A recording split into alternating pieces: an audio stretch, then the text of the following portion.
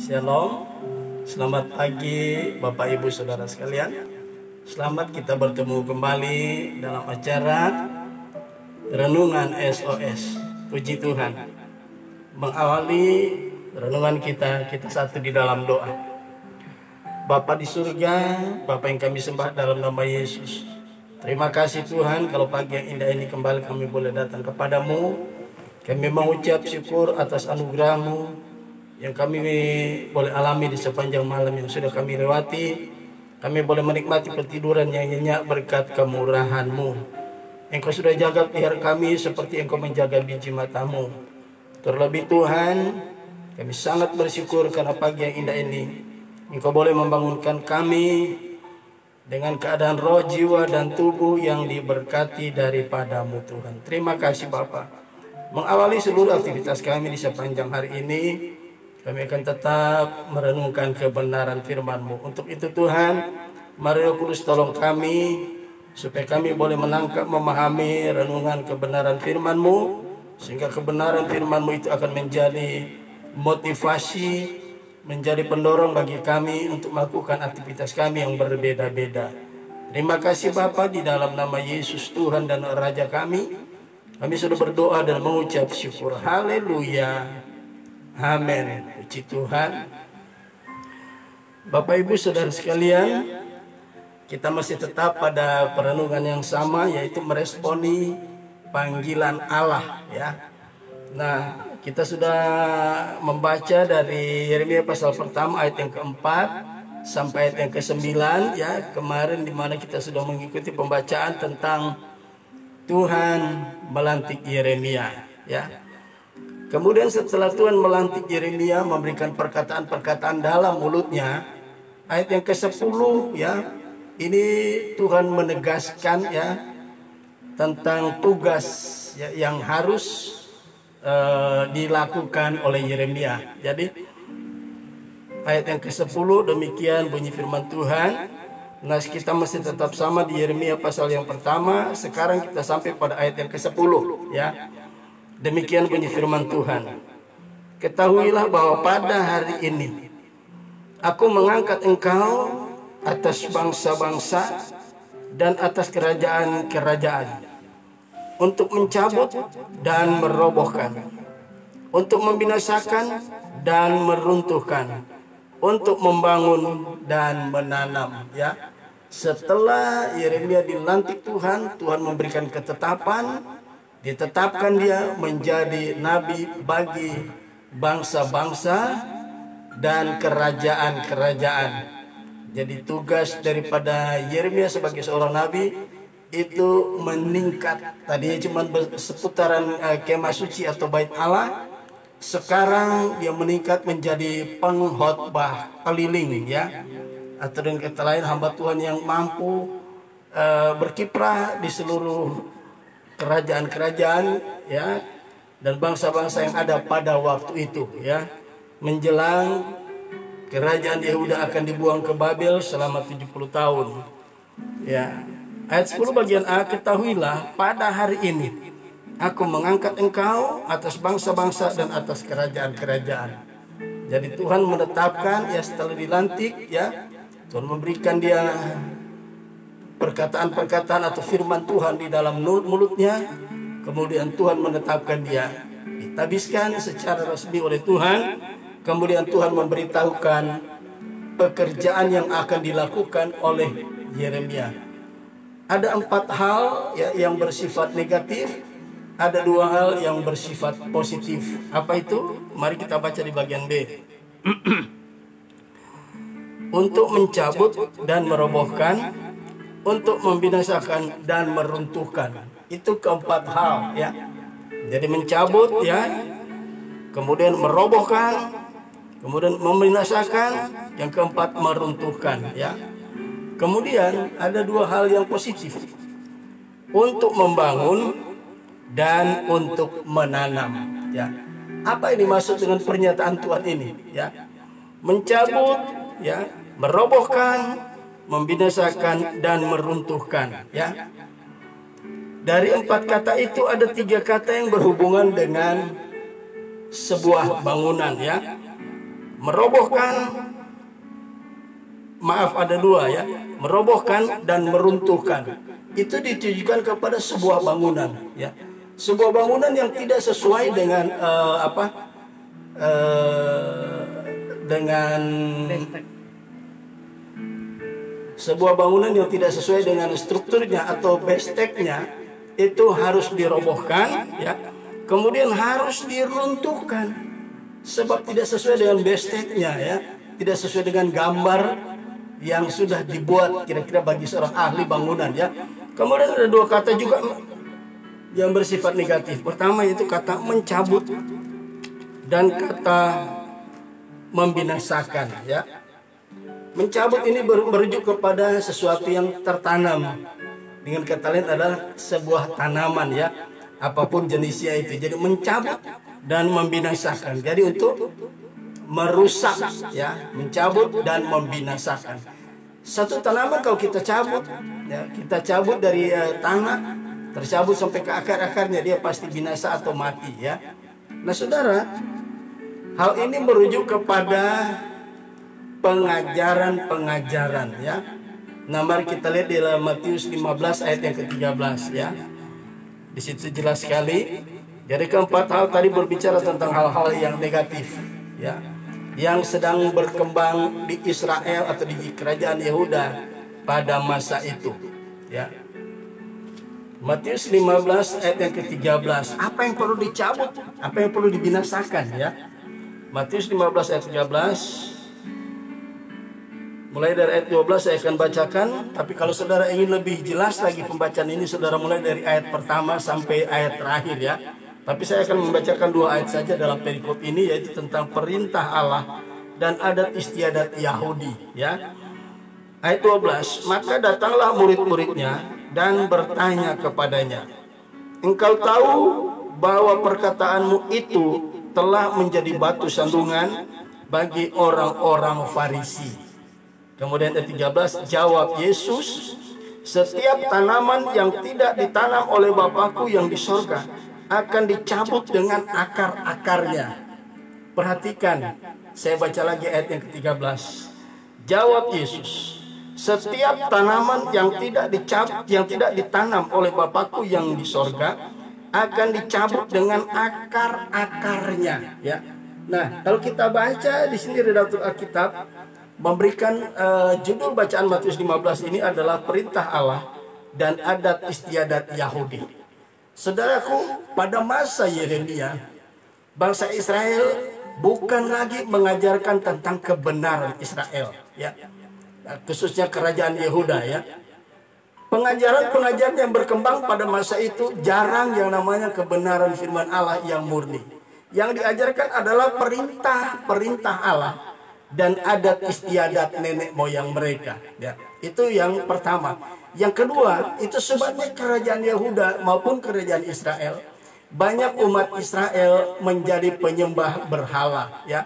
Entah itu menyembah Baal ya, dan dewa-dewa lain yang ada di sekitar mereka pada masa itu ya. Nah saudaraku, tadi dikatakan pengajaran-pengajaran ini yang mempengaruhi orang Israel sehingga mereka menjadi penyembah berhala, membelakangi Tuhan, dan mereka menyembah berhala, entah itu dewa Baal, dewa apa ya. Ini yang membuat Tuhan itu marah ya. Semakin dekat mereka akan dibuang ke Babel, mereka semakin menjadi-jadi ya. Ajaran-ajaran yang diajarkan di pada masa itu sudah ada bait Allah ya. Apa yang terjadi? Yang mereka lakukan adalah ajaran-ajaran adat istiadat nenek moyang ya. Bukan hukum Taurat secara murni ya, yang mengajarkan tentang Tuhan, tentang Allah mereka. Tapi yang mereka ajarkan adalah ajaran-ajaran yang sudah tidak sesuai dengan hukum Taurat yang Tuhan perintahkan kepada Musa untuk diajarkan kepada orang Israel. Jadi mereka lebih mengutamakan adat istiadat, peraturan-peraturan yang dibuat manusia dibanding dengan kebenaran firman Tuhan. Sebab firman Tuhan itu sangat betul-betul tegas ya. Orang yang bersalah harus dihukum ya. Dan lain sebagainya, dan lain sebagainya. Orang yang berzinah ya, orang yang mencuri, orang yang membunuh, itu ada aturannya ya. dan sebagainya. Resiko adalah hukuman yang berat atau kalau sampai menghilangkan nyawa seseorang, maka ada istilah mata ganti mata, gigi ganti gigi, nyawa ganti nyawa. Itulah hukum yang tertuang di dalam Taurat, ya, yang berisi 613 perintah. Ya, jadi kalau mau melakukan hukum Taurat, melakukan satu, semua harus dilakukan. Ya, jangan kita cuma melakukan satu, mengabaikan yang lain. Kalau kita melakukan satu bagian dari hukum Taurat dan mengabaikan yang lain, kita bersalah terhadap semuanya. Ibarat kata kita mubasir, apa yang kita lakukan tidak berlaku. Sebab di dalam hukum Taurat berlaku prinsip melakukan satu bagian dari perintah Taurat harus melakukan yang lainnya semuanya. Dari ke 613 perintah, seandainya saya melakukan 612 perintah dan saya mengabaikan satu bagian, itu salah semua, nggak ada artinya yang saya lakukan 612 perintah. Sementara Taurat berisi itu 613 perintah. Nah, mereka mungkin pikir terlalu berat Taurat, ya. Makanya mereka mengikuti peraturan-peraturan, ya, manusia dan adat istiadat nenek moyang yang dibuat oleh para rabi-rabi pada masa itu, ya, para imam-imam pada masa itu, ya. Nah, saudaraku, jika kita melihat kondisi di akhir zaman ini dalam gereja Tuhan, ada banyak, ya, pengajaran-pengajaran yang disampaikan tidak lagi murni firman Allah, sudah bercampur dengan adat istiadat, ya, sudah bercampur dengan legalistik, ya, peraturan-peraturan yang memberatkan manusia yang pada sebenarnya itu tidak dibenarkan, tidak ada di dalam Alkitab, ya. Jadi hati-hati di hari-hari ini, ya, ada banyak pengajaran-pengajaran yang tidak benar. Nah, kalau kita tidak seleksi, kita tidak memiliki pengetahuan yang baik tentang kebenaran firman Tuhan, maka pengajaran-pengajaran tanpa kita sadari itu bagaikan ragi, ya. Nah, firman Tuhan mengatakan Tuhan katakan kepada Yeremia, dia harus mencabut, merobohkan, membinasakan, meruntuhkan, artinya memusnahkan semua pengajaran-pengajaran yang tidak berdasar dari Taurat pada masa itu, ya. Demikian juga dengan kita di akhir zaman ini, khususnya bagi hamba-hamba Tuhan, ya. Kita harus melihat pengajaran-pengajaran, pemahaman-pemahaman yang sudah tidak sesuai dengan kebenaran firman Allah. Kita harus berani menyatakan apa yang benar, apa yang salah, ya. Jangan memikirkan resikonya. Kebenaran harus disampaikan, ya. Masalah orang mau menerima apa tidak itu masalah lain, itu urusan beliau, urusan orang dengan Tuhan. Tugas kita apapun berat, apapun resikonya, termasuk nyawa kita terancam, sekali kebenaran kita tahu, kita sampaikan kebenaran saja, jangan yang lain, ya. Itu akan menjadi urusan Tuhan. Kalau kita salah, kita lihat Bileam, walaupun dia seorang hamba Allah, seorang nabi, ya, dia seorang yang memiliki motivasi yang tidak baik. Semua yang dilakukan selalu berorientasi kepada uang, ya. Tetapi kalau Tuhan tidak mengizinkan dia melakukan hal yang tidak sesuai dengan kebenaran firman Allah, maka Tuhan berdaulat atas hidup daripada Bileam. Begitu dengan kita, saudara. Hari-hari kita harus hati-hati. Semakin dekat kedatangan Tuhan, akan semakin banyak pengajaran sesat berkembang. Tugas kita adalah di sini dikatakan, ya, untuk membangun dan menanam. Tugas Yeremia untuk membangun dan menanam. Membangun, apa yang dibangun? Sebuah bangunan. Gereja Tuhan, tubuh Kristus bagaikan sebuah bangunan. Mari kita lihat 1 Korintus 3 ayat yang ke-9, ya. 1 Korintus 3 ayat 9, ya. Jadi di situ dikatakan gereja Tuhan bagaikan sebuah bangunan dan bagaikan sebuah tanaman, ya. Tanaman itu harus ditanam, ya. Tanaman harus sesuai dengan tanaman yang diberikan oleh Tuhan. Kita lihat 1 Korintus 3 ayat yang ke-9, ya. Demikian bunyi firman Tuhan. Karena kami adalah kawan sekerja Allah. Paulus berkata kepada jemaat Tuhan yang ada di Korintus, karena kami yang dimaksud di sini adalah ketiga kelompok hamba Tuhan. Yang pertama Kefas, yang kedua Apolos, yang ketiga adalah Paulus, ya. Dan jemaat Korintus terbagi dalam 4 kelompok, ya. Ada yang lebih eksklusif, ya, mereka masuk kepada kelompok Kristus. Ini orang-orang yang nggak mau peduli kepada yang lain, ya. Mereka menganggap mereka eksklusif, tidak mau bergaul dengan orang yang di bawah mereka, ya. Nah, Paulus berkata kepada jemaat Tuhan yang ada di Korintus, karena kami itu yaitu Petrus, ya, Apolos dan Paulus. Paulus katakan, karena kami adalah kawan sekerja Allah. Hamba-hamba Tuhan itu adalah mitra kerjanya Allah. Apa pekerjaan mereka, ya? Kamu adalah ladang, ya, dan bangunan Allah. Tugas hamba-hamba Tuhan membangun gereja Tuhan. Ya, diumpamakan sebuah bangunan. Kebenaran firman Allah disampaikan sebenarnya, ya. Ada bahan-bahan bangunan yang harus dipakai, ada yang tidak boleh dipakai.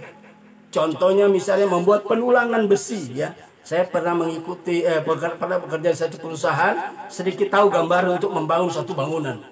Itu konstruksinya ada untuk menulang besi, ya, menyusun besi. Kalau besinya disuruh beli besi 12, jangan beli besi yang banci. Tahu besi banci? Ukurnya tidak pas. Itu cuma 10 atau 11, ya. Kemudian ada besi-besi ekstra, ya. Di antara besi 10, besi 12 ada besi-besi ekstra, misalnya besi 8 untuk lebih menguatkan konstruksi dari bangunan ini, ya. Begitu juga perbandingan antara pasir dan semen itu harus seimbang. Kalau tidak, lebih banyak pasir, maka daya rekat daripada semen itu tidak kuat. Dan itu satu waktu, entah beberapa tahun, bangunan itu akan ngelotok sendiri, ya. Nah, ini yang perlu kita perhatikan dalam membangun sebuah bangunan, ya. Ada bahan-bahan yang harus kita perhatikan. Kebenaran firman Allah yang harus dipakai membangun bangunan tubuh Kristus harus sesuai dengan kebenaran firman Tuhan, bukan bercampur dengan adat istiadat, tradisi dan sebagainya. Kemudian dikatakan, ya, kamu adalah ladang Allah dan bangunan Allah. Ladang itu berbicara tentang tanaman, ya. Gereja Tuhan bagaikan tanaman. Tanaman itu membutuhkan apa? Ya, membutuhkan vitamin-vitamin, membutuhkan pupuk-pupuk. Nah, itu harus pupuk yang baik, yang benar. Gereja Tuhan, tadi Yesus katakan, setiap tanaman yang tidak berasal, yang tidak ditanam oleh Bapakku yang di surga, akan dicabut sampai ke akar-akarnya. Tugas sebagai seorang hamba Tuhan, termasuk anak-anak Tuhan, dalam profesi mereka yang berbeda-beda, apapun yang mereka sampaikan harus sesuai dengan kebenaran firman Allah, supaya kebenaran Allah menjadi berkat bagi banyak orang. Dan Tuhan akan memakai benih firman Allah itu akan bertumbuh di hati mereka, dan mereka akan percaya kepada Tuhan. Saudaraku yang kekasih, hati-hati, ya.